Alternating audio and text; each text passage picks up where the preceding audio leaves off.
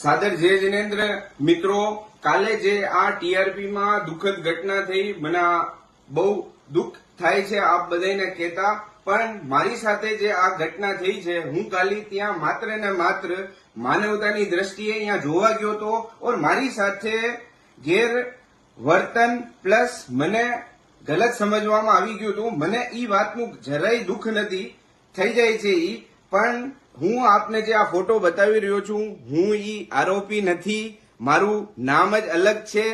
હું આપને મારા ડોક્યુમેન્ટ બી બતાવું છું. આ મારા ડોક્યુમેન્ટ છે. અંકિત સંપતલાલ સાંખલા મારું નામ છે.